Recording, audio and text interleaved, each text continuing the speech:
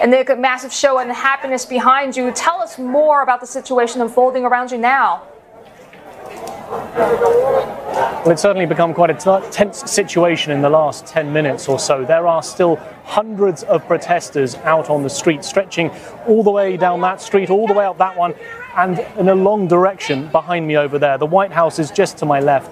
Within the last 10 minutes or so, we saw police officers, military police in full riot gear, massing the other side of the fence. And a shout went through the crowd that they felt that this was the moment that they could potentially start to fire gas canisters to try and clear the crowd. As people tried to leave, though, they were streaming in that direction. Some people came to tell us that they were worried about leaving. There was a lot of people up that end of the road who thought that if they went past the police checkpoint, there was a chance that they would be arrested.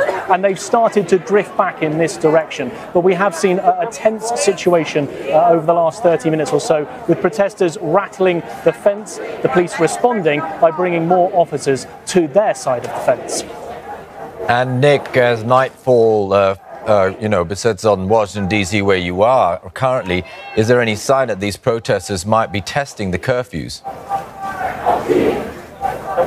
Well, I think they certainly are, Adam. We're now an hour past the curfew, but there are still lots and lots of people out on the street. Some of them that I spoke to earlier in the day said that they were determined to defy that curfew in direct response to what Donald Trump said 24 hours ago, that he was prepared to use the full might of the military on the streets of the United States to crack down on protesters. People were saying that they were therefore determined to break that curfew. Another curfew just starting at the moment over in New York City. They saw looting through the evening last night in some major parts of Manhattan. Their curfew had been 11 p.m. last night. They've moved that forward to 8 p.m. in the hope to try and stop some of that unrest.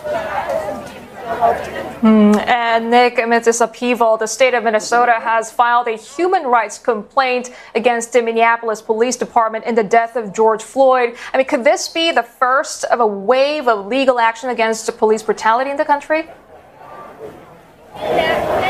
Well, it certainly could be. I mean, we've seen a number of police officers fired in other states. There were multiple officers, about half a dozen, fired in Atlanta for dragging a couple of young African-American people out of a car using tasers on them. So it may be the beginning of multiple lawsuits against different police forces across the United States. Bear in mind that there has been a lot of videos on social media, on the news across the US within the space of the last week, showing some of that very forceful crackdown by police on protesters. And of course, all of that could be used as evidence. The protesters, it's not entirely clear whether they will want those type of things to happen. But if the sentiment here in Washington, D.C. is anything to go by, if nothing else, they want the other 3 police officers who were there the day that George Floyd died to also be prosecuted. One of them is being charged, but the other 3 have not, and they're calling for those 3 to be charged as soon as possible.